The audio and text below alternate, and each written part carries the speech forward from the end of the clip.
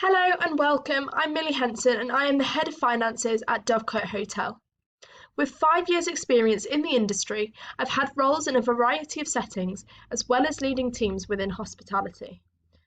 Myself and department managers have developed the concept for the hotel and the future that we see it fulfilling. Currently, we do stand at a 2-star rating, but with upcoming adjustments, we are aiming to receive our 3-star accreditation, and that is what our decisions are based on that will be projected throughout this PowerPoint.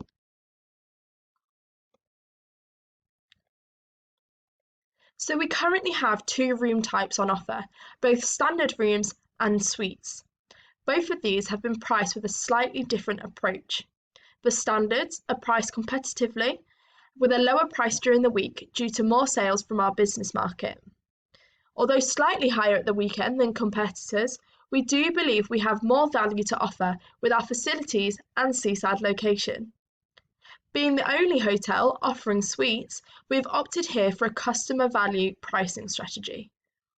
We therefore can charge a higher price.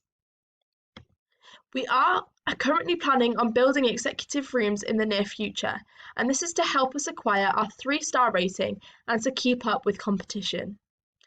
Executive rooms are also found to be popular with business travellers and families, which are our 2 target markets.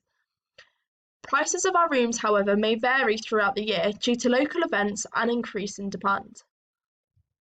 We have allowed overbooking, and this is simply because it maximises our revenue, as we're intentionally selling more inventory than is available, covering our no-shows and cancellations. The level of overbooking is set on forecasted figures for these, both no-shows and cancellations. We have a range of discounts on offer, all of which are in place to maximise revenue, guarantee longer stays, and reduce expenses and fixed costs. Low occupancy risks costs not being covered, so it's important to offer decent discounts here too. Our reservations are taken via a number of different channels, directly and OTAs, online travel agents. And we are aiming to increase direct bookings throughout the rest of this year, and this is simply to reduce cost implications. Food and beverage. Our meal price is currently standing at £23. However, from calculations and gross profit margin, you can see the food margin is incredibly low, and this is something that needs to be increased. Cost of sales therefore needs to be reduced, and we would do this by opting for a different food supplier.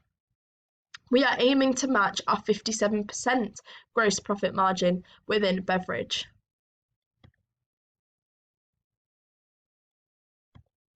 Conference and events. The pricing can be seen on screen here, as well as where we would like the revenue to be split. As you can see on the following slide, our actual revenue figures split into the categories is very close to the proposed 60-30-10 on the right hand side, and that is something we're going to continue to perform well at. Loan. With the original £3.5 million loan, we did have to receive an additional £2 million towards the end of last year to move forward with our adaptations, including market research, cash flow improvements, and refurbishments.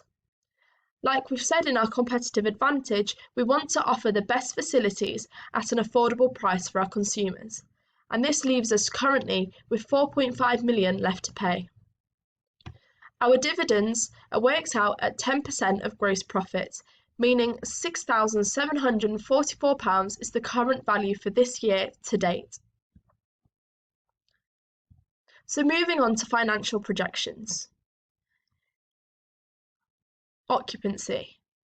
Here you can see the occupancy comparison between year 0 and 1. The graph shows the same pattern being followed with no anomalies. Year 1 is higher, and we believe our property developments have influenced this. Increasing year on year means we expect to follow the same pattern at an increase to reflect our improvements, with the building of executive rooms allowing a higher occupancy. ADR.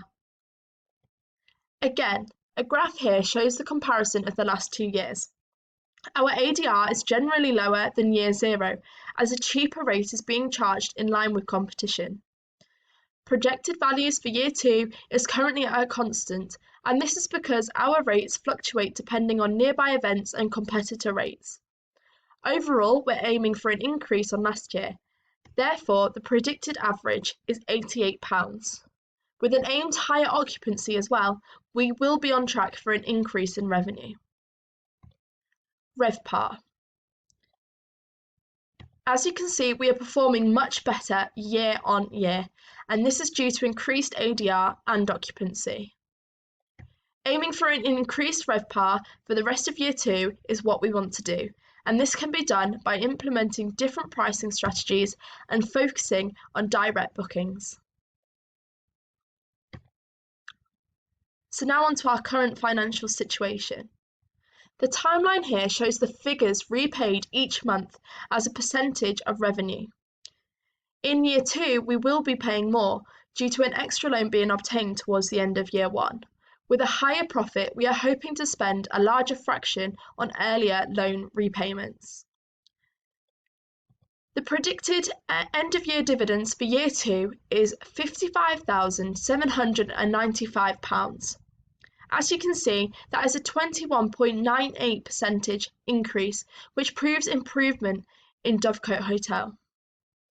And that's the end of our annual financial analysis. Please feel free to ask me any questions.